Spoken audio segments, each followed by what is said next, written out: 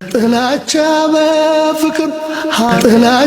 በፍቅር ሐሜት በሙገዛ በደል በይቅርታ ጉዳትን በካሳ በኢማን በሶብር ሁሉም ነገር ያልፋል በአላህ ከታመኑ ተራራም ይገፋል ያልፋል ችግሩ ያልፋል ጭንቀቱ ያልፋል ከታገሰ ሆድ ከሀገር ይሰፋል ከታገሰ ሆድ ከሀገር ይሰፋል።